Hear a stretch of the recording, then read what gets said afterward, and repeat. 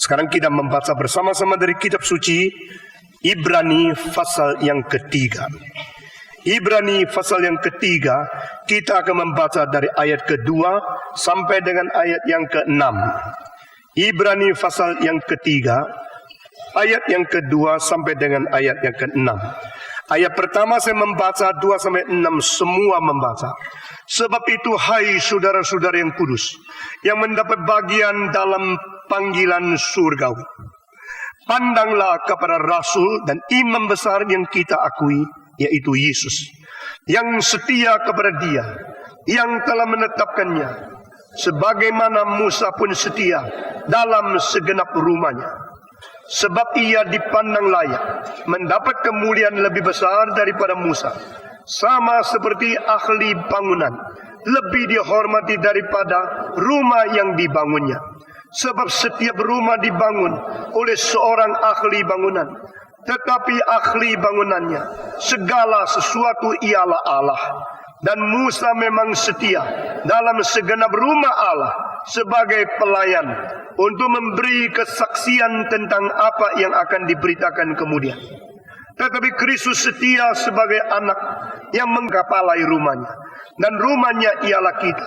Jika kita sampai kepada akhirnya teguh berpegang pada kepercayaan dan pengharapan yang kita megahkan. Saudara-saudara, mari kita berdoa sekali lagi. Berkati jam selanjutnya, sebagai Tuhan sudah memberkati jam sebelumnya. Pakailah hamba-Mu yang hina ini, sehingga setiap bagian, setiap kalimat, setiap kata yang Tuhan nyatakan kepada kami di dalam kitab suci boleh menjadi firman yang hidup untuk menghidupkan kami, sehingga kami boleh dengan telinga yang penuh dengan kemauan diajar untuk menerima kebenaran, sehingga kami dididik dan kami disempurnakan sesuai kehendak Tuhan melalui bentukan-bentukan daripada Tuhan di dalam firman yang kudus, yang sejati itu. Dengar doa kami Tuhan, dalam nama Yesus Kristus penebus dan juru selamat kami yang hidup, kami sudah berdoa. Amin. Saudara-saudara, di dalam pasal ketiga dimulai dengan mari kita memandang kepada Yesus, yang kita anggap sebagai rasul dan yang kita anggap sebagai imam yang besar itu. Saudara-saudara, kalau saya sudah berkata bahwa ini merupakan satu-satu kalinya di dalam seluruh kitab suci Yesus disebut sebagai rasul. Di dalam kitab suci rasul itu banyak, tapi belum pernah Yesus disebut sebagai rasul kecuali ayat ini. Dan ini langsung menjadi sesuatu pengertian bahwa dia ada utusan Allah satu-satunya yang lebih daripada utusan Allah yang lain. Saudara-saudara, Yesus diutus oleh Tuhan Allah, dan dia bagaimana diutus oleh Allah Bapa, dia juga mengutus rasul-rasul yang lain ke dalam dunia. Sebagaimana Bapa mengutus aku mengutus engkau. Di sini kita melihat pengutusan dua lapisan. Lapisan pertama adalah anak Allah yang turun dari surga ke dalam dunia ini, lalu dia menjadi sumber utusan untuk mengutus murid-muridnya pergi mengabari Injil ke seluruh dunia. Rasul yang kita mengerti biasanya adalah yang diutus oleh Yesus. Tetapi pasal ini mengajak kita mengerti Yesus yang diutus oleh Allah. Mengerti Yesus sebagai utusan Allah tidak begitu menjadi suatu hal yang terlalu dianggap penting oleh orang Kristen. Saudara-saudara, orang Kristen selalu lupa dan kita tidak mempunyai kepekaan apakah signifikansi Yesus sebagai utusan Allah.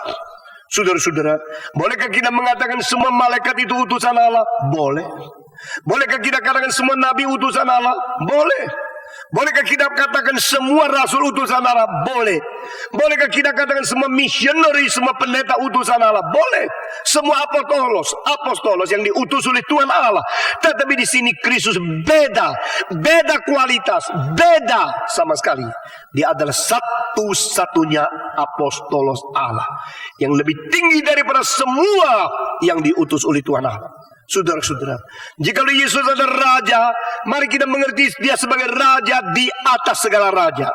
Jika kita menyebut Yesus sebagai Tuhan, mari kita mengerti dia sebagai Tuhan di atas segala yang dipertuan. Jika Yesus itu adalah rasul, mari kita mengerti dia adalah rasul di atas segala yang diutus. Jikalau dia adalah nabi, dia ada nabi di atas segala nabi. Jikalau kita mengaku dia sebagai seorang imam, dia adalah imam di atas segala imam. Dengan pengertian ini maka kita mengerti ada qualitative difference between Christ and other apostles, other priests, other prophets, and other servants of God. Kristus mempunyai kedudukan yang bersifat kualitatif, berbeda dengan semua yang diutus, semua yang dipakai, semua yang diurapi oleh Tuhan Allah. Saudara-saudara, itulah sebab pengertian supra, pengertian kualitatif yang berbeda ini mengakibatkan pengertian kristologi di dalam buku Ibrani ini melampaui semua buku yang lain. Saudara-saudara, di dalam pasal pertama kita melihat Yesus jauh lebih tinggi dari segala malaikat. Pasal kedua dia lebih rendah dari malaikat. Kaget, paradoks, kontradiksi. Ini merupakan satu perubahan yang drastis. Dimengerti sebagai Allah, dia lebih tinggi dari segala malaikat. Dimengerti sebagai manusia, dia lebih rendah sedikit dari malaikat.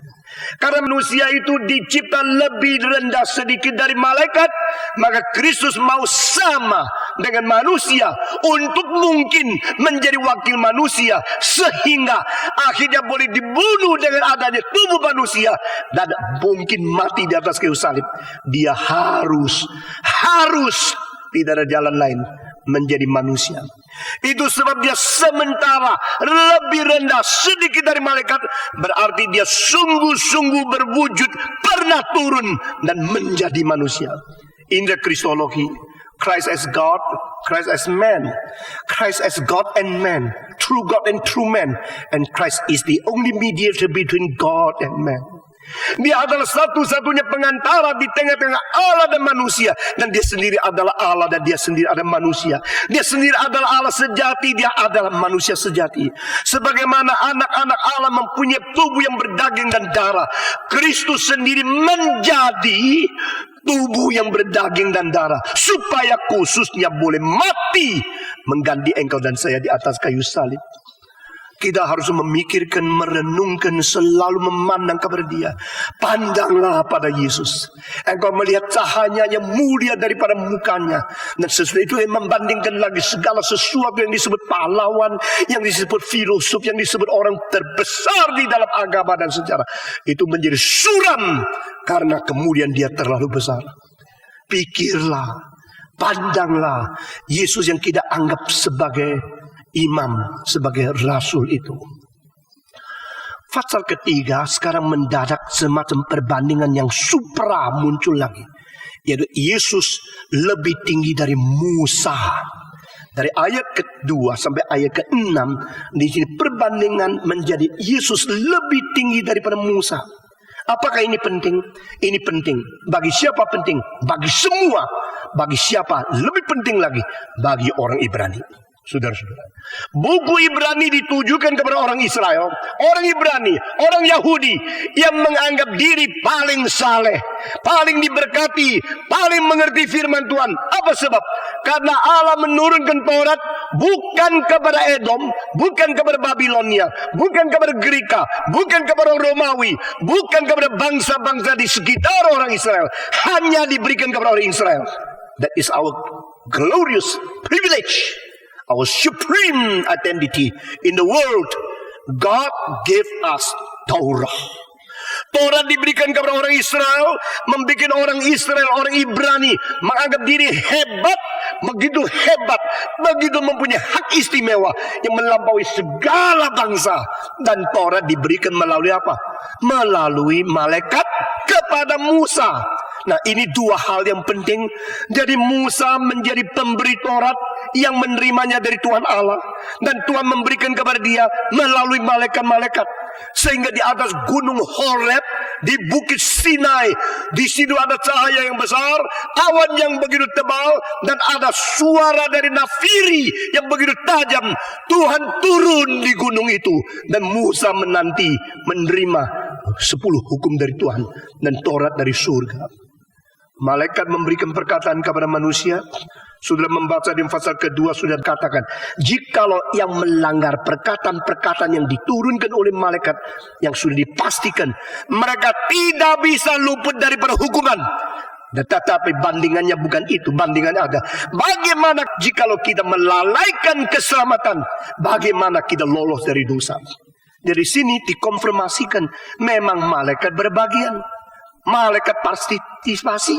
Malaikat melibatkan diri dan dipakai Allah untuk menurunkan Taurat kepada Israel. Pasal ketiga mengatakan Taurat diberikan kepada Musa. Kalau demikian, Musa adalah manusia paling hebat. Di dalam sejarah tidak ada orang lebih hebat dari Musa menurut orang Israel. Di sini pasal ketiga mengatakan no.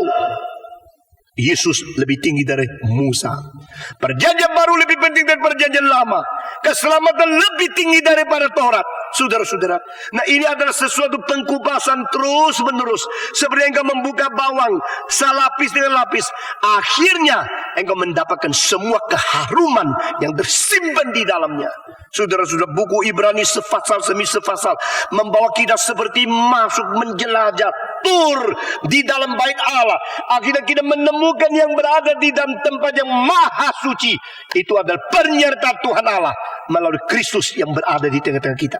Saudara-saudara, dia raja, dia nabi, dia imam, dia Tuhan, dia juru selamat, dia adalah rasul, dan dia adalah yang menyelamatkan kita. Saudara-saudara sekalian, di sini kita mulai melihat perbandingan itu Musa sama Yesus. Jadi tidak lagi yang supranatural, Yesus sama malaikat. Tidak lagi hanya sesuatu keadaan lahiriah bahwa Yesus dibandingkan orang biasa. Tapi sekarang Yesus dibanding dengan manusia yang paling diagungkan, paling dikagumi oleh siapa? Oleh orang-orang Israel, Musa. Saya satu kali naik kapal terbang, seorang duduk di sebelah saya berdoa. Nah, saya tidak tahu dia bangsa apa, saya tidak tahu dia siapa. Lalu waktu makan dia tidak makan. Satu kali lagi dia tidak makan. Kalau dia minta kalau ada makanan sedikit yang begini-begini. Karena ini ada babi, saya tidak mau.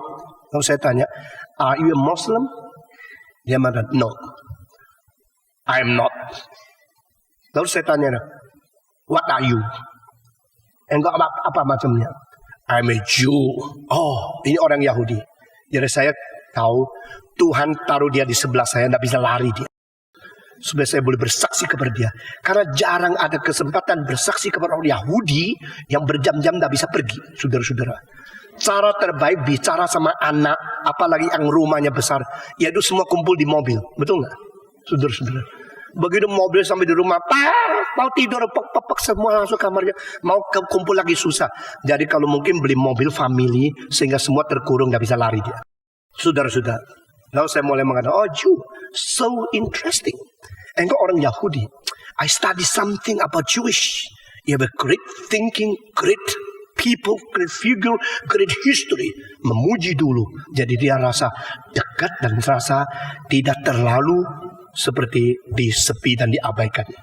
Lalu saya mengatakan mulai sama dia. Moses Maimonides di abad pertengahan. Baruch Spinoza yang dikucilkan orang Yahudi. Einstein. Lalu sebagainya. Wah, you produce so many great people. Satu persatu dari dunia musik. Mendelssohn, Horowitz, Rubinstein. Wah, dia senang sekali. Karena orang Yahudi yang mempunyai keunggulan di sejarah saya sebut satu persatu. Saya senang musik ini, senang itu. Lalu saya mengatakan, what about Karl Marx? Dia ngamuk, saudara-saudara.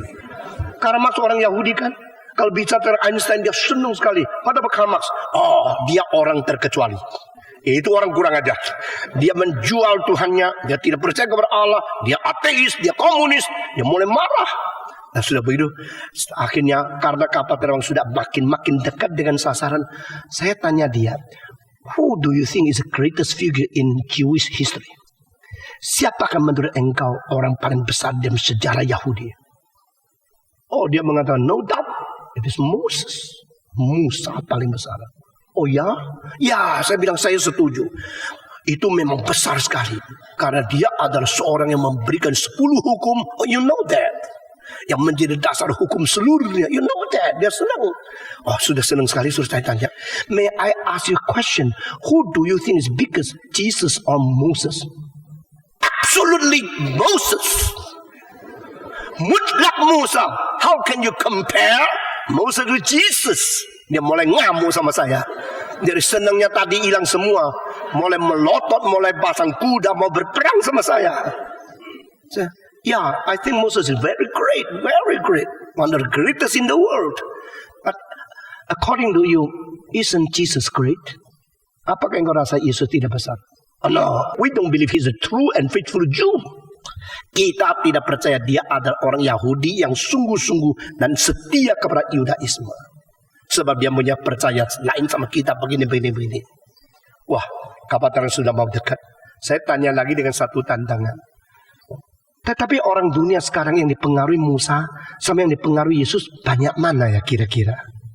Well, dia menjawab terpaksa. Probably more people influenced by Jesus. More. That's quantity. Itu kuantitas dia bilang. Not quality. Quality is still Moses. Nah, saudara-saudara, kalau engkau mendekati dan menginjili orang Yahudi, engkau baru tahu apakah yang namanya yang lebih keras dari berlian di dunia itu.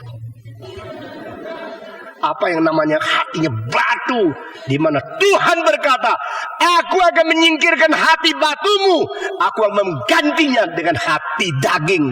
Hati yang membeku, yang seperti batu, itu tidak bisa menerima sesuatu. Yang daging yang lembut itu bisa disentuh dengan cinta kasih Tuhan. Saudara-saudara, lalu saya mengatakan, no one like Jesus say, I am the truth, I am the way, and I'm the life. Please think it over and over. Moses didn't say that. He can only say, I convey something from God as a truth to you. But he never say, I am the truth. Dia mulai menjadi serius dan mulai menjadi jengkel. Tapi saya tidak mengharapkan hari itu dia menjadi orang Kristen. Saya harapkan dia mulai pikir sesuatu keunikan di dalam Kristus yang tidak ada pada Musa. Saudara-saudara, inilah yang mau dikatakan oleh seorang yang menulis Ibrani ini, supaya orang Israel mengetahui Musa sama Yesus besar mana. Mengapa ada Musa tidak cukup mesti menyembah Yesus? Mengapa ada Taurat tidak cukup mesti menerima keselamatan? Mengapa sudah firman Tuhan di perjanjian lama tidak cukup, harus menuju kepada perjanjian baru? Saudara-saudara, di dalam buku Ibrani begitu ketat untuk memperkenalkan, mengkupas dan akhirnya memimpin kita menuju kepada perjanjian yang baru. Yang menjanjikan adalah Tuhan Yesus Kristus. Dan dengan darahnya menjadi meterai untuk mengkukuhkan akan janji itu. Dia adalah lebih tinggi dari Musa. Hari ini saya tidak akan memakai waktu banyak untuk satu ayat.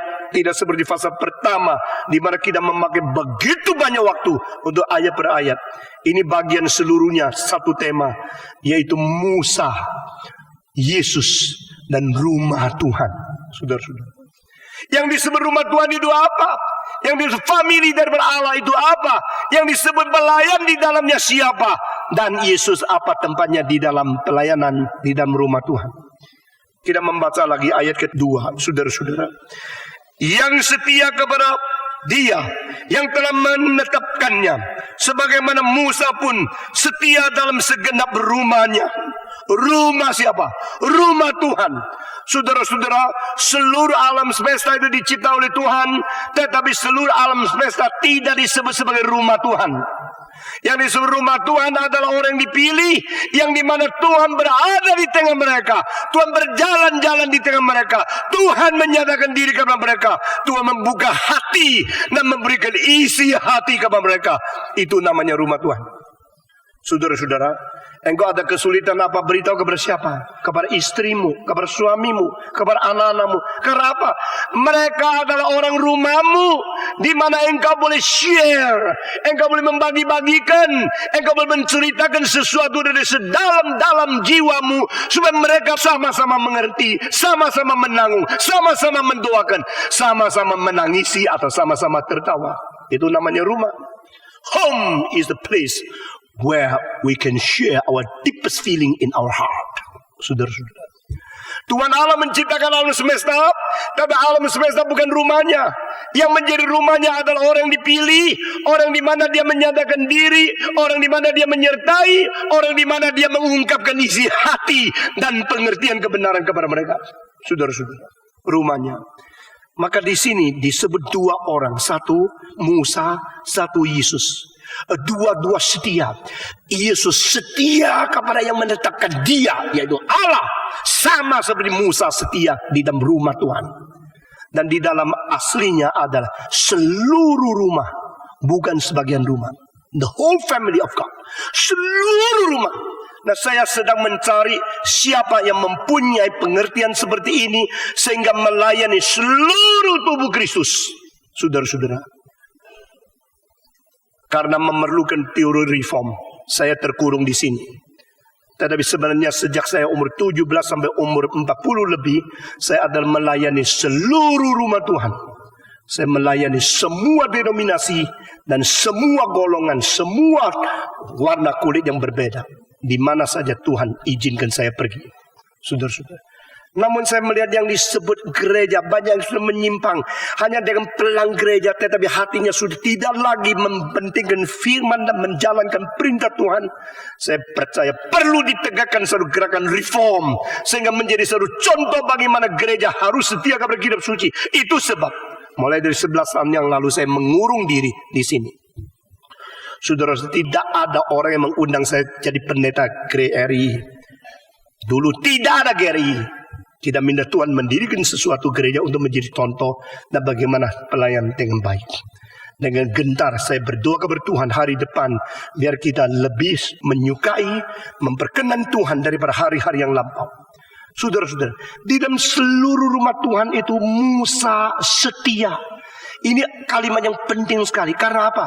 Dia tidak membela suku sendiri. Di dalam rumah Tuhan, di dalam Israel, di dalam kebangsaan Israel ada 12 suku. Nah, Musa tidak mungkin dilahirkan oleh 12 suku. Dia hanya mungkin dilahirkan di dalam satu suku. Betul nggak? Saudara-saudara, engkau bilang saya mencintai seluruh Indonesia, saya lahir di 26 provinsi. Nggak ada. Engkau hanya bisa dilahir di dalam satu provinsi, satu kota, di dalam satu keluarga, bahkan satu marga. Tetapi hatimu jangan terkurung oleh satu marga, satu kampung, satu kota, satu keluarga, satu provinsi, satu warna. Hatimu mencintai seluruh negara. Itu orang disebut negarawan. Saudara-saudara, orang yang mencintai seluruh negara namanya negarawan. Orang yang hanya mencintai kampungnya namanya kampungwan. Begitu. Saudara-saudara, banyak orang kampungwan, banyak orang kotawan, banyak orang itu tidak menjadi negarawan karena jiwanya dia terkurung di dalam satu tempat. Ini loh orang yang family saya, ini loh anak saya, yang lain tidak peduli. Tidak bisa. Orang yang agung jiwanya, orang yang diingat oleh umat manusia adalah orang yang mempunyai jiwa mental global, mempunyai satu prihatin kepada semua, bukan hanya kepada yang senang saya senang sama dia. Tidak bisa begitu. Saudara-saudara, buktikanlah apa yang engkau tidak senang kepada saya, dan saya akan terima dengan baik kalau itu kebenaran. Kalau engkau dari dekat sekali sama saya, baik sama saya, tapi engkau tidak jalan ke kebenaran, saya akan kucilkan engkau daripada lingkungan persahabatan dan pergaulan saya. Saudara-saudara, kita harus belajar bagaimana membuka, bagaimana memperluas, bagaimana menjadikan pikiran mentalitas global dan tujuan fokusnya untuk kebenaran. I love everybody because of truth. Aku akan mencintai semua orang berdasarkan kebenaran. Aku akan melayani segala macam orang berbeda berdasarkan setia kepada Tuhan. Saudara-saudara, itulah sikapnya Musa. Saudara-saudara, Musa adalah orang yang setia kepada seluruh famili, seluruh keluarga Tuhan. Kalimat ini dari mana? Kalimat ini adalah satu pujian daripada dia sendirikah? Atau penilaian dari orang lain yang melihat? Atau kesimpulan di dalam sejarah setelah menilai kembali, evaluasi terhadap pelayanan dia sepanjang dia hidup? Semuanya bukan. Kalimat Musa setia kepada seluruh rumah Tuhan, ini adalah keluar dari mulut Tuhan Allah sendiri. Saudara, ini ayat yang penting sekali. Ini keluar daripada mulut Tuhan Allah sendiri. Kita membaca bersama-sama daripada kitab suci di dalam kitab Bilangan, buku keempat dari kitab suci, pasal 12, ayat 6 dan 7. Lalu berfirmanlah ia, dengarlah firmanku ini, jika di antara kamu ada seorang nabi, maka aku Tuhan menyatakan diriku kepadanya dalam penglihatan. Aku berbicara dengan dia dalam mimpi. Bukan demikian hambaku Musa, seorang yang setia dalam segenap rumahku. Seorang yang setia di dalam segenap rumahku. Ini pujian dari Tuhan Allah sendiri. Jadi Allah menilai siapa yang setia untuk sebagian, siapa yang setia untuk seluruh rumah. Dan dia mengatakan lain, Musa lain. Saudara-saudara, peristiwa yang tercantum di pasal 12 ayat 6 dan 7 di dalam bilangan itu menyangkut iri hatinya keluarga Musa kepada Musa. Sehingga orang mengatakan, kenapa mesti dia? Kenapa hanya dia? Maka Miriam marah dan Harun marah. Mereka berusaha memfitnah Musa. Bukankah kita sama-sama dipanggil oleh Tuhan? Saudara-saudara, Tuhan diam. Dan pada waktu hamba Tuhan yang difitnah secara tidak beres terjadi, Tuhan campur tangan dengan akhirnya memberikan hukuman yang berat kepada Miriam. Sehingga akhirnya dia menjadi sakit kusta dan diusir di karantina 7 hari. Karena dia memfitnah akan Musa. Saudara-saudara sekalian, saya kadang-kadang menjadi takut sekali melihat cara bagaimana Tuhan bekerja. Dan Tuhan di peristiwa itu mengatakan, inilah hambaku. Siapa seperti dia? Semua nabi lain, saya akan berbicara melalui mimpi, melalui peristiwa penyataan diri kepada yang lain. Tetapi Musa adalah orang yang muka menghadap muka, berbicara dan dengarkan firmanku, di mana aku melakukan dia berbeda. Saudara-saudara, Miriam, Harun yang mendampingi Musa, mereka sekarang mendengarkan kesaksian dari Tuhan Allah. Musa lah aku pilih, dan aku berkata-kata berdia dengan semua nabi lain.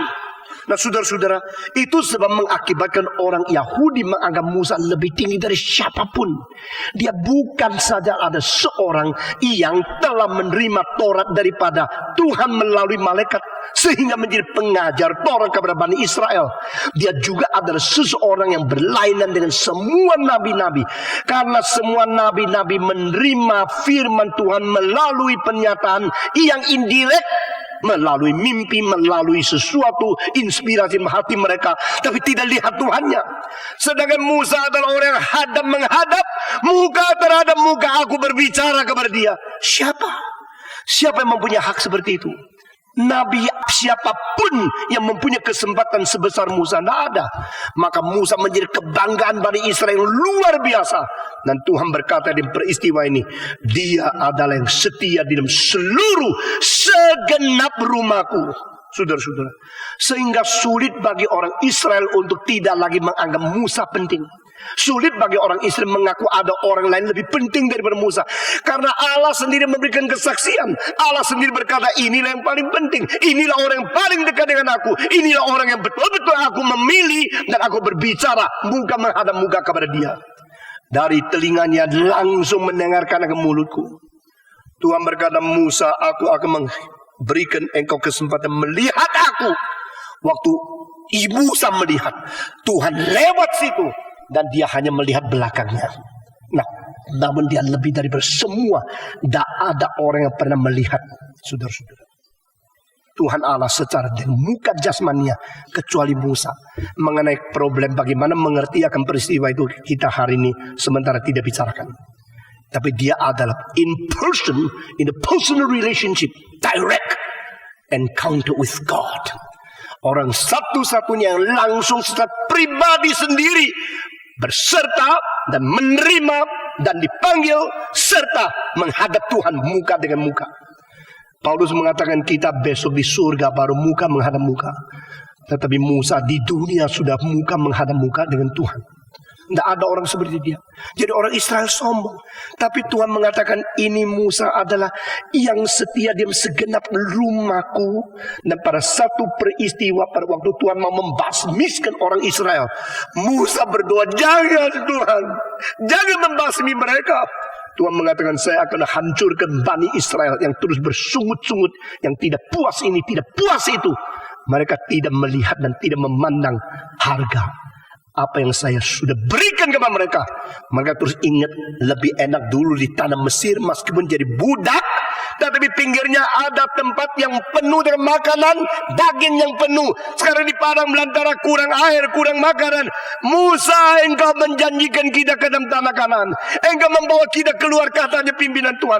Apakah engkau membunuh seluruh Bani Israel di sini? Mereka maki caci, mereka lawan sama Musa. Saudara-saudara, sebenarnya kalau engkau melihat Musa menjadi orang yang begitu penting dalam sejarah, karena dia memulai sesuatu yang baru yang memutuskan pengaruh Mesir daripada kekuasaan manusia kepada umat Tuhan. Saudara-saudara, umat Tuhan tidak boleh menjadi budak di dunia ini. Umat Tuhan tidak boleh dikuasai, diperkosa atau dipermainkan oleh regim-regim yang tidak beres. Umat Tuhan harus lepas, keluar daripada Mesir, pergi ke padang belantara, di situ menyembah Tuhan. Meskipun di padang belantara makanannya tidak seenak di Mesir, tetapi kedudukan yang bebas, kedudukan melayani Tuhan, kedudukan bersembah sujud kepada Tuhan tanpa dikekang, tanpa dibatas oleh Firaun. Itulah kebebasan sebagai anak Tuhan. The freedom of being the children of God, to worship God freely. Saudara-saudara, tetapi orang yang bersifat kedagingan tidak lihat. Dia cuma lihat enak dulu, pinggirnya dapur, makanannya penuh. Di sini tidak enak, panas, tidak ada AC. Di sini kita tidak mempunyai kebebasan karena kita harus mengikuti Taurat.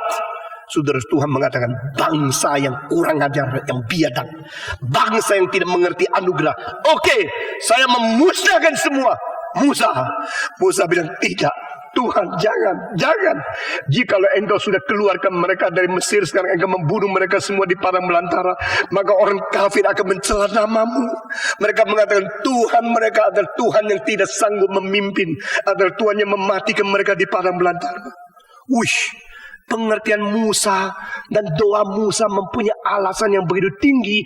Kelihatan Allah tidak sadar, perlu disadarkan oleh iya ya, begitu. Padahal tidak. Saudara-saudara, kadang-kadang Tuhan memberikan kesempatan kita berdoa, bukan karena kita doa mengingatkan dia, baru dia pikun sekarang ingat kembali. Bukan. Tuhan pada waktu itu memberikan kesempatan supaya engkau menyatakan diri, imanmu, pengertianmu tentang sifat ilahi sudah sampai derajat di mana. Perhatikan ini. Jadi orang berdoa jangan mengambil jasa, merampas kemuliaan Tuhan. Orang yang berdoa harus mengetahui ini kesempatan saya mengutarakan sesuatu, bagaimana saya membutuhkan Tuhan, bagaimana saya mengerti dengan sifat ilahi. Oh Tuhan, jangan bunuh mereka. Kalau engkau bunuh, orang Mesir akan menghina Yehova. Adalah Allah yang bisa keluarkan tapi tidak bisa masukkan. Allah yang bisa melepaskan di Mesir, tidak bisa membawa ke kanan. Allah yang gagal, Allah yang semua kuasa separuh. Tuhan, jangan namamu dipermalukan di bangsa kafir. Tuhan mengerti, bukan dia diingatkan oleh Musa. Dia tidak perlu diingat Musa. Tapi dia sekarang menjadi sesuatu yang diberikan kepada Musa. Sehingga dia mengetahui Musa mempunyai jiwa yang mencintai Israel seperti di mana. Lalu Tuhan berkata kepada Musa, saya setelah memusnahkan mereka, saya akan membangkitkan anakmu, cucumu sendiri menjadi kerajaan yang besar. Jadi bukan Israel dimusnah lalu orang menghina saya. Padahal saya mempunyai rencana Musa dan keluarga Musa yang besar. Tahu nggak? Gua bukan musnahkan semua. Nanti negara Israel tidak ada. Menjadi negara Musa itu yang besar. Nah mau? Nah engkau menjadi nenek moyang bangsa. Ya, engkau daripada disuliti oleh semua yang tidak mengerti dengan engkau, yang keliling engkau dengan sungut-sungutan, lebih baik engkau sendiri menjadi sesuatu pimpinan daripada bangsa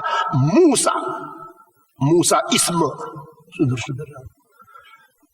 Musa Kingdom, Musa Nation, Musa Tribe.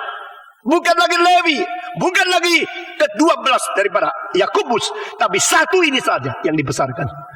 Musa menangis. Kalau demikian, hapuslah namaku daripada buku hidupmu. Hapus namaku dari buku hayatmu jika engkau tidak menolong dan tidak kasihan kepada Israel. Tuhan tahu Ini hamba Tuhan yang tidak egois. Ini hamba Tuhan bukan untuk diri sendiri. Ini hamba Tuhan yang mencintai seluruh keluarga, keluar rumah dari Tuhan. Musa adalah hambaku yang setia di dalam segenap rumahku. Ini menjadi kebanggaan luar biasa, saudara-saudara. Musa adalah orang yang mempunyai jiwa seperti itu. Saudara-saudara, saya mengharapkan seluruh dunia boleh berkembali kepada Tuhan. Dan seluruh gereja mengerti firman Tuhan. Sekali lagi saya berkata, reform bukan untuk sendiri. Reform adalah pengajakan seluruh gereja kembali kepada firman Tuhan. Gerakan reform bukan untuk gereja sendiri. Gerakan reform mengharapkan seluruh dunia boleh kembali kepada Alkitab dengan semangat reform. Reform as a movement, reform as a history, reform as a principle, reform as an invitation to the whole body of Jesus Christ. Tapi kita tidak mungkin menjadi orang yang setia kepada seluruh segenap rumah Tuhan tanpa tidak mempunyai marga sendiri. Saudara-saudara, kita mempunyai gereja reform, tapi kita mendukung yang lain, kita mengharapkan yang lain juga dibangunkan, karena kita harus setia kepada segenap rumah Tuhan. Dan di dalam dunia reform pun jangan kita membeda-bedakan. Biar semua yang reform kita mempunyai pemikiran yang bersama. Saudara-saudara, segenap rumah Tuhan. Tuhan sudah melihat dan Tuhan mengesahkan, Tuhan mencatat panggilan ini dan memberikan konfirmasi pujian. Musaku lain, karena dia setia di segenap rumahku. Ini menjadi sesuatu yang ditulis dalam kitab suci Perjanjian Lama dan akhirnya dikutip oleh penulis buku Ibrani dan Perjanjian Baru. Dia adalah setia di seluruh rumah Tuhan. Lalu cari lagi, di seluruh rumah Tuhan ada yang lebih setia dari Musa? Tidak ada. Dia paling setia. Dia paling setia dan mendapat hak istimewa. Kalau begini dia di top, dia paling hebat, dia paling tinggi. Sudah, kalau begini tidak ada melawan. Tidak, buku Ibrani mengatakan Yesus lebih tinggi. Karena apa? Di sini ada satu loncatan, bukan mengerti perbandingan di antara mereka di rumah Tuhan, tapi yang mengatakan siapa yang memberikan bangunan kepada rumah ini? Yesus Kristus. Jadi Musa melayani rumah, tapi Yesus yang membangun rumah. Jadi yang membangun rumah sama yang rumah yang dibangun dan rumah yang dilayani besar mana? Nah, ini menjadi titik selanjutnya. Kita membaca ayat ketiga. Sebab ia dipandang layak mendapat kemuliaan lebih besar daripada Musa, sama seperti ahli bangunan lebih dihormati daripada rumah yang dibangunnya. Semua membaca bersama-sama. Sebab ia dipandang layak mendapat kemuliaan lebih besar daripada Musa, sama seperti ahli bangunan lebih dihormati daripada rumah yang dibangunnya. Saudara-saudara, orang bodoh mau rumahnya, orang pandai mau orang yang mengerjakan dan yang memiliki rumahnya. Kalau perempuan yang tidak tahu mesti tinggal di mana, sudah mendapatkan sesuatu atau mendapatkan seorang pacar yang beli rumah kepada dia, sudah dapat rumah, tidak mau pacarnya, itu goblok, saudara-saudara. Ngerti maksudnya? Mau rumah, mau uangnya, tidak mau orangnya. Ada orang yang umur 25 menikah sama umur 75. Ditanya kenapa? Dia bilang dia punya rumah besar, dia punya uang banyak, toh tidak lama lagi dia mati. Jadi saya menikah sama dia berapa tahun, itu adalah menyewakan tubuh saya untuk mendapat rumah besar selamanya karena istri sah. Yang dia pikirkan itu rumahnya, bukan orangnya. Saudara-saudara, kalau istri saya cuma mau rumah, saya tidak mau saya juga tidak mau dia dong, betul nggak? Tetapi lebih baik pada waktu muda masih belum ada rumah, saling mencintai, itu cinta sungguh, saudara-saudara. Lebih baik lagi miskin lalu saling mencintai, itu cinta sungguh, daripada sudah mempunyai segala sesuatu baru jatuh diam cinta, itu bahaya. Seorang di Filipina mempunyai rumah besar 8 Mercy yang baru, orang kaya luar biasa. Tapi di Amerika sekolah sengaja pakai t-shirt yang biasa, kelihatan miskin sekali. Pakai uangnya sudah sedikit. Dia mengatakan, saya takut kalau orang-orang tahu saya kaya, nanti nikahnya sama duitku bukan sama aku dong. Akhirnya dapat seorang perempuan yang baik sekali. Sudah baik sekali pacaran sama dia, sudah menikah, dia bilang saya tidak ada apa-apa. Tidak apa-apa.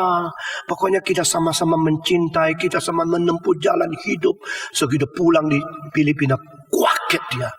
Ini rumahmu. Loh, menurut apa yang saya tahu tidak gitu kok. Oh lu jangan ngaku sih saya dong. Ini mungkin rumah siapa ini, kamu jangan masuk dan dipukul orang loh. Begitu masuk dia bilang, panggil papa. Papa bilang, ini saya papa dia. Dia baru tahu. Dia sekarang baru tahu dia sudah menikah, yang mempunyai uang, mempunyai rumah, mempunyai mobil, mempunyai satu perusahaan yang besar sekali. Jadi di situ dia diuji cintanya untuk apa? Saudara-saudara, hal kedua, rumah sama yang membangun rumah besar mana? Arsitek sama rumah yang dibangun besar mana? Jawab. Oh, dah tentu loh. Kalau di Indonesia lain loh.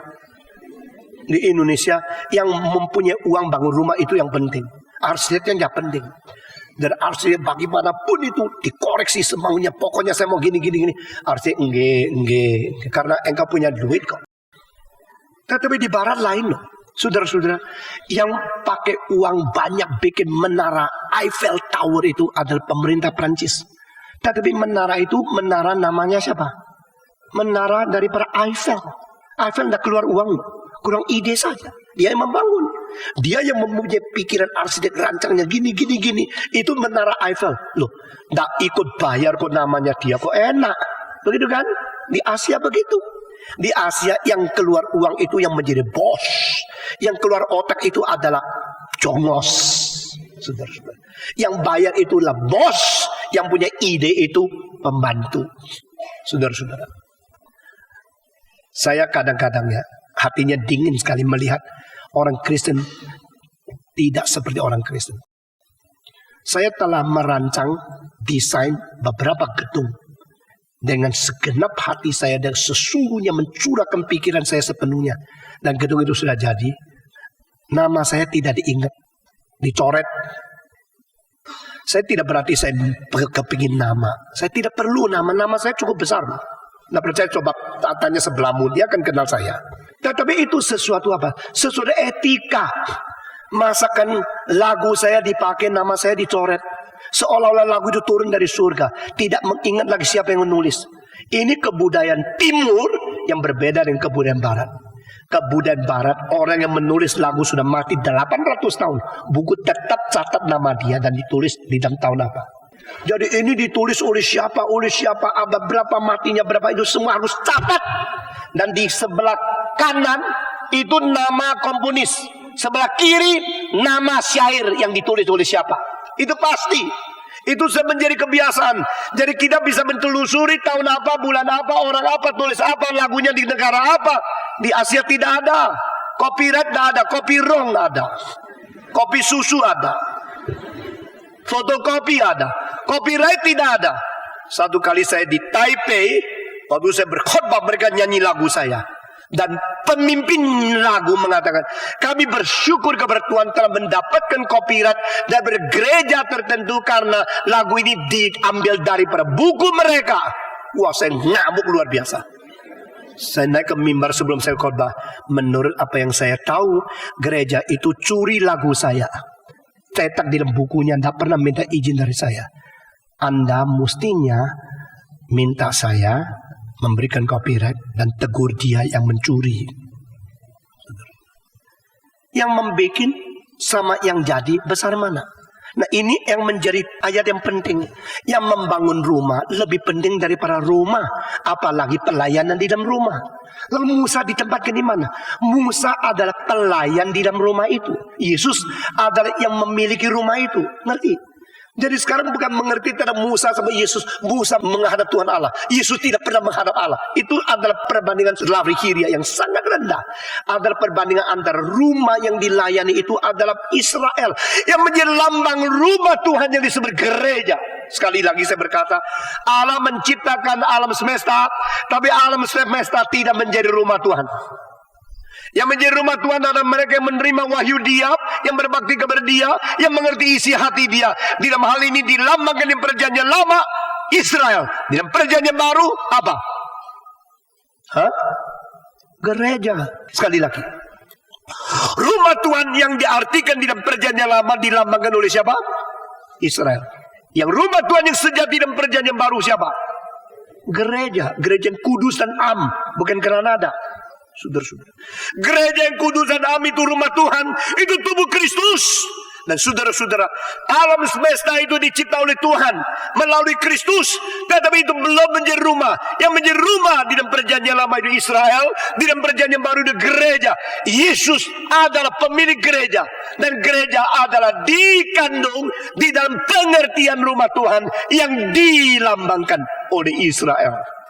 Musa setia di dalam segenap rumah Tuhan, maka dia hebat. Siapa dia? Dia orang yang setia. Setia dia status apa? Pelayan. Istilah pelayan di sini dipakai adalah di dalam bahasa Greka terapon. Terapon lain sama doulos.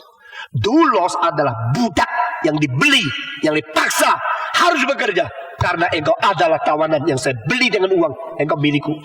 Terapon adalah yang rela dengan kebebasan untuk menaklukkan diri, melayani dengan segenap hati yang sungguh-sungguh. Dan di sini istilah terapon yang dipakai untuk Musa berarti Musa tidak dianggap pelayan yang berstatus budak, tapi Musa adalah panggilan Tuhan yang mulia dan dengan pengabdian yang sungguh, dengan keadaan kerelaan menyerahkan diri, dia menjadi hamba yang melayani meskipun susah payah, tapi dia senang. Ini adalah Musa. Musa adalah terapon. Musa adalah pelayan yang melayani seluruh segenap rumah Tuhan di dalam Bani Israel. Tapi Yesus Kristus siapa? Yesus adalah yang membangun rumah. Yesus adalah memiliki rumah. Yesus adalah Tuhan rumah yang berbeda sekali, saudara-saudara. Sehingga kita melihat ini satu perbandingan yang supra, bandingan yang hebat. Dan kita baca lagi di dalam ayat yang kelima. Ayat 4 saya membaca, 5 semua membaca. Sebab setiap rumah dibangun oleh seorang ahli bangunan. Tetapi ahli bangunan segala sesuatu ialah Allah. 5. Dan Musa memang setia dalam segenap rumah Allah sebagai pelayan untuk memberikan kesaksian tentang apa yang akan diberitakan kemudian. Nah, sini bandingan menuju kepada satu arah daripada anak panah sejarah menuju kepada siapa? Saudara-saudara, pelayanan Musa adalah pelayanan di perjanjian lama. Pelayanan Musa adalah pelayanan yang setia. Pelayanan Musa adalah pelayanan yang rela. Pelayanan Musa adalah melayani rumah. Dan rumah itu harus ada yang bangun. Yang bangun adalah Tuhan sendiri. Istilah Tuhan di sini Bapa atau anak?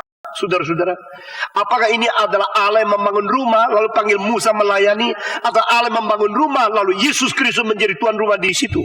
Pentafsiran berbeda-beda. F.F. Bruce mengatakan tidak bisa dipisahkan Bapa dan anak untuk istilah Tuhan di sini. Jadi ayat ini Tuhan yang membangun rumah itu adalah Bapa dan anak sama-sama. Karena Bapa yang merencanakan, anak yang menggenapi. Arti daripada F.F. Bruce. Jadi Allah Bapa yang memiliki rumah itu, besar mana pemilik tambah pembantu. Saudara-saudara, dengan sendirinya besar pemilik. Sehingga kristologi lebih penting daripada agama orang Yahudi dan perjanjian lama harus ditegaskan kembali. Saya sangat peka setiap kali mengenai kristologi, mengenai Kristus, karena dia ada Tuhan yang selalu di sana ngerti dan dipermalukan. Waktu di dunia dia dihina, dia dipermalukan. Sehingga kita harus mengembalikan kemuliaan sepenuhnya kepada kristologi tanpa reserve dan tidak ada komprominya. Saudara-saudara, Kristus, dia adalah Tuhan. Dia menjadi manusia adalah untuk keselamatan engkau dan saya. Dan dia dipermalukan adalah tidak sewajarnya. Kristus di dalam gereja harus dimuliakan, harus dihormati, harus kembali kepada tempat setinggi mungkin dia ada. Maka penulis Ibrani tidak memperbolehkan orang melihat Yesus di antara nabi-nabi saja. Tidak mengizinkan orang Israel melihat Yesus lebih rendah daripada Musa.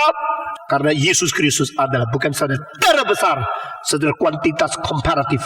Dia adalah saudara kualitas perbedaan Allah yang menjadi manusia. Di sini perbedaan adalah karena sifat ilahinya. Perbedaan adalah karena kepemilikannya. Perbedaan adalah ketuhanannya. The Lordship of Jesus Christ, not the stewardship of Jesus Christ. Jadi kalau orang hanya mengenal Kristus sebagai moral yang tertinggi, sebagai pelayan yang terhebat, itu belum mengerti kristologi. Kalau orang hanya melihat Kristus sebagai pengabdian, sebagai contoh penyerahan, pengorbanan, menjadi teladan segala zaman, belum mengenal Kristus. Saudara-saudara, kristologi ditekankan di sini. Dia bukan yang melayani di antara pelayan-pelayan sebegitu banyak. Dia bukan menjadi nabi di antara begitu banyak nabi. Dia bukan menjadi salah satu di antara begitu banyak rasul. Dia adalah yang memiliki rumah, yang membangun rumah. Sedangkan Musa yang paling besar hanyalah seorang pelayan di rumah. How can you compare them? Bagaimana engkau membandingkan mereka? Bagaimana seharusnya engkau mengenal mereka? Biar kita memuji, bersembah sujud, memberikan bakti dan kemudian tertinggi kepada Kristus. Karena dia bukanlah salah satu di antara pelayan, tapi dia yang membangun rumah adanya. Saudara-saudara, dan saya sekarang akan membandingkan beberapa poin tentang Musa dan Yesus Kristus. Musa menerima Taurat dari Tuhan Allah. Yesus Kristus adalah firman Allah sendiri. Semua. 1, 2, 3. Musa menerima Taurat dari Tuhan Allah. Yesus adalah firman Allah sendiri. Taurat menuju kepada keselamatan yang diharapkan. Kristus ada penggenapan pengharapan di dalam Taurat. Semua. 1, 2, 3.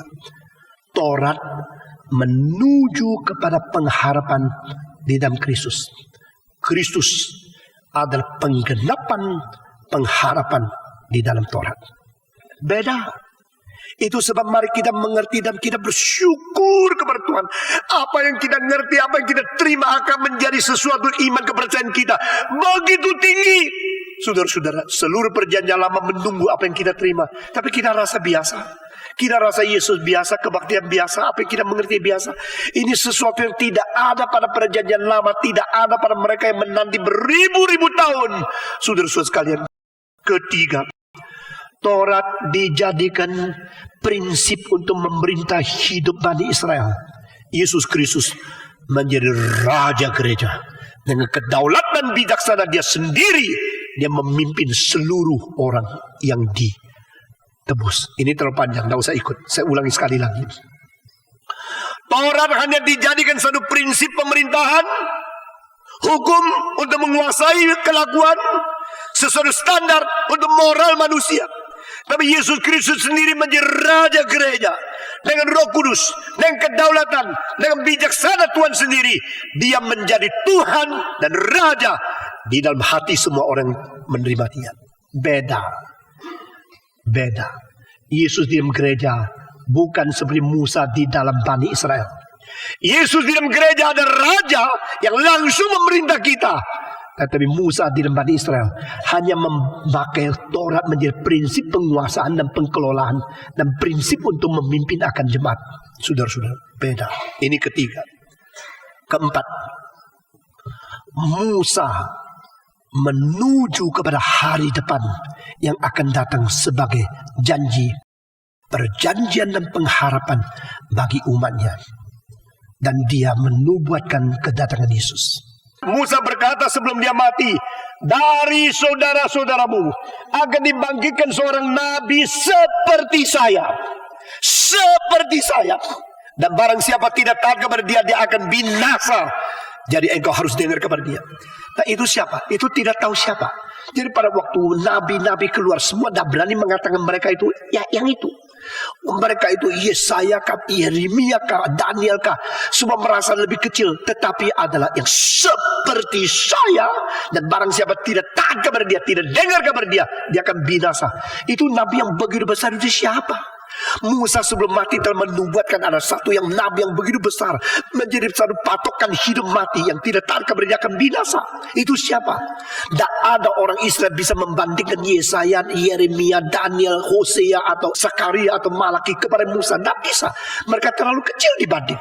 Tetapi saudara-saudara, pada waktu Yohanes Pembaptis keluar di padang belantara yang tidak ada mimbar, dia bisa menarik ratusan ribu orang sehingga mereka gencar dan seluruh zaman itu menjadi gempa. Mereka hentar, takut. Lalu orang tanya, apakah engkau nabi itu? Berarti tampang dan sesuatu pengaruh daripada Yohanes Pembaptis memberikan kesan kepada seluruh Bani Israel. Mungkin dia adalah yang dinubuatkan oleh Musa itu. Apakah engkau nabi itu? Yohanes Pembaptis mengatakan, tidak. Saya bukan. Nah, ini hamba Tuhan yang jujur, tidak mau merebut kemuliaan dari Tuhan. Dia mengetahui saya hanya yang mempersiapkan untuk nabi itu. Saya bukan nabi itu. Dan kalau nabi itu sendiri datang yang dinubuatkan oleh Musa, maka saya jongkok, saya berlutut, buka tali sepatunya pun saya tidak layak. Nah, saudara-saudara, ada hamba Tuhan yang begitu besar tapi begitu rendah hati. Oh, dia begitu besar menggempakkan seluruh zaman. Yesus belum apa-apa loh. Yesus lebih muda 6 bulan dari dia. Yesus belum terkenal. Yesus masih di masa persiapan. Karena menurut Musa, menurut Taurat, sebelum genap 30 tahun tidak boleh menjadi imam. Saudara-saudara, mengapa Yesus dibaptiskan umur 30? Karena menurut Taurat. Di dalam Galatia pasal 4 ayat 4 dikatakan dia dilahirkan di bawah Taurat, dilahirkan melalui satu wanita, dia dilahirkan untuk menjalankan semua syariat Taurat. Yesus kenapa dibaptiskan oleh Yohanes Pembaptis? Apakah dia perlu bertobat? Dia perlu mengaku dosa? Dia perlu pembersihan? Bukankah pembaptisan mengartikan orang itu memerlukan pembersihan melalui air yang melambangkan pertobatan itu? Bukan. Yesus tidak perlu dibaptiskan karena dia perlu bertobat. Yesus dibaptiskan dengan kedua hal yang berbeda dengan semua orang dibaptis. Kalau mau catat, pertama, Yesus dibaptiskan karena dia adalah orang yang dilahirkan di bawah Taurat, harus mengikuti syariat Taurat yang menuntutnya. Nah, saudara-saudara, di dalam pasal apa, ayat apa, di dalam peraturan apa, orang yang di bawah Taurat mesti dibaptiskan seperti ini. Sudah perhatikan, Yesus dibaptiskan oleh Yohanes Pembaptis. Dan Yohanes Pembaptis adalah anak dari Sakaria. Dan Sakaria adalah seorang apa? Siapa tahu?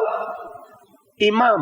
Dan orang imam dilantik setelah umur 30 baru boleh. Pelantikannya adalah pakai air dituang dari atas ke bawah. Nah, ini baptisan yang percik tapi bukan selam. Saudara-saudara, Yohanes Pembaptis mengerti. Dia seorang imam.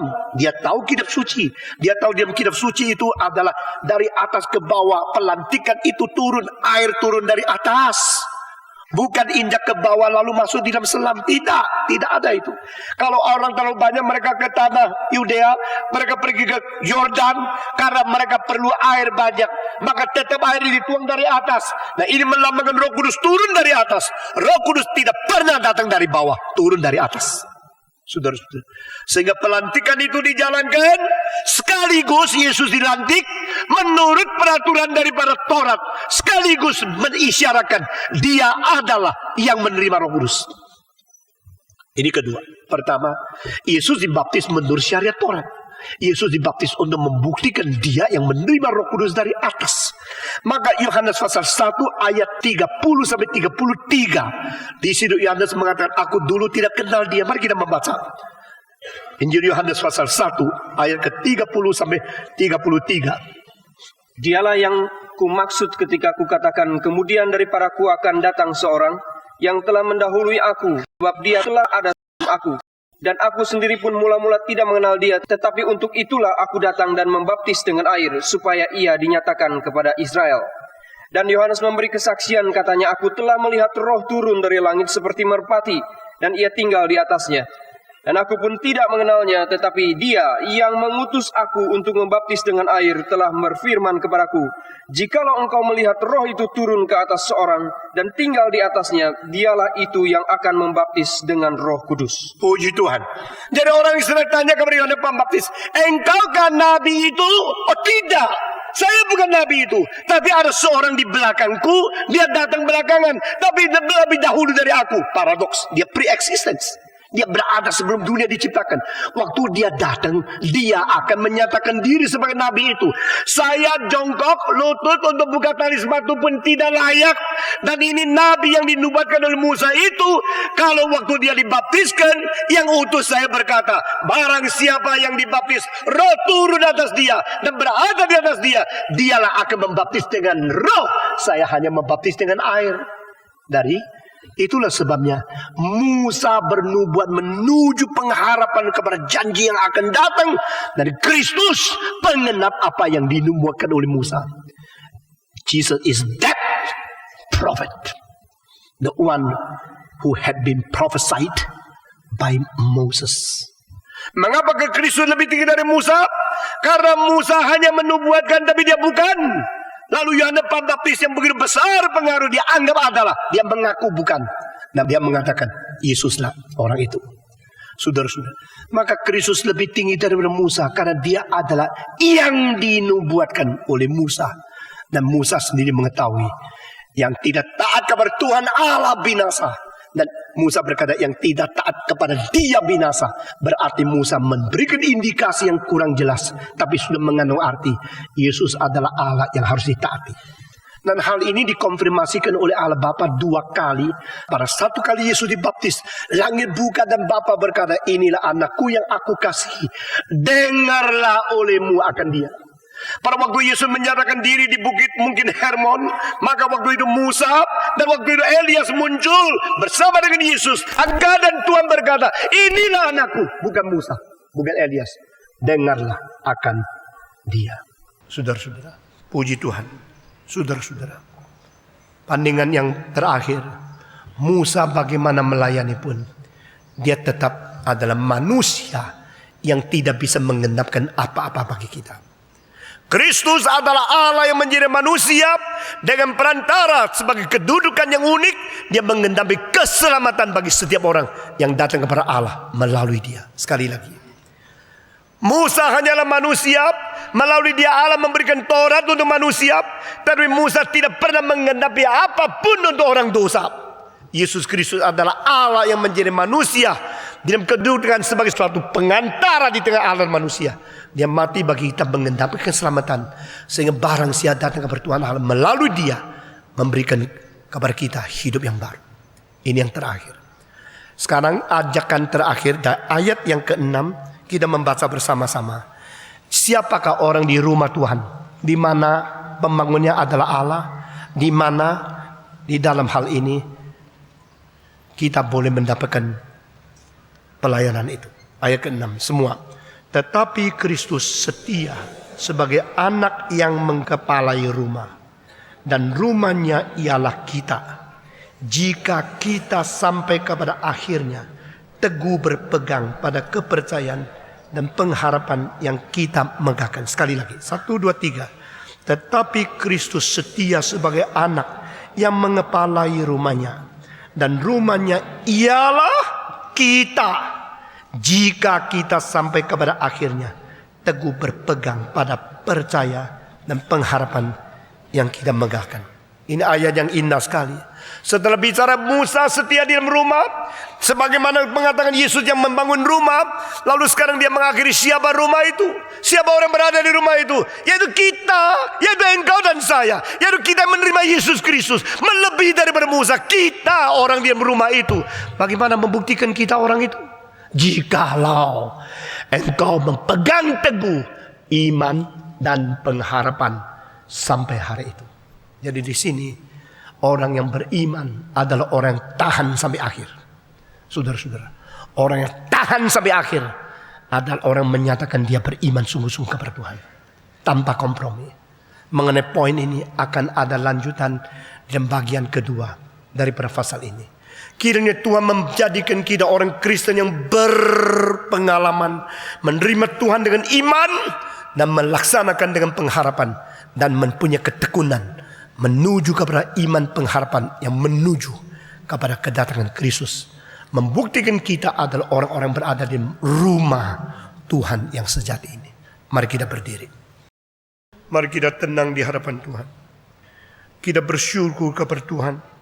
Kita memiliki seorang Tuhan yang membangun rumah, yang adalah pemilik rumah, dan adalah Tuhan di dalam rumah ini, yang lebih daripada semua pelayan-pelayan di dalam rumah ini, yang dilambangkan oleh Israel, yang diwujudkan di dalam gereja.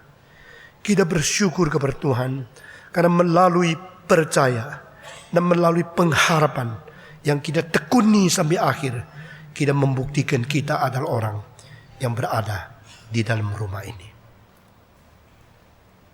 Kita berdoa bersama-sama bagi diri kita sendiri, berdoa supaya kita mengenal Kristus, memuliakan Dia, meninggikan Dia, dan kita menjadi orang di dalam rumah Tuhan yang sungguh-sungguh setia dan sungguh-sungguh beriman dan pengharapan melalui Dia. Semua berdoa, mari kita berdoa bersama-sama. Bapa di dalam surga, kami berterima kasih untuk ajaran yang sudah kami terima pada pagi ini.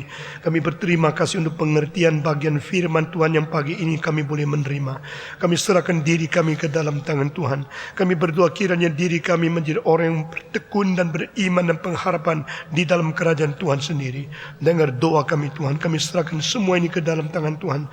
Pimpin kami dan berkati kami masing-masing. Kami serahkan semua ke dalam tangan Tuhan demi nama Yesus Kristus, penebus dan juru selamat kami yang hidup. Amin.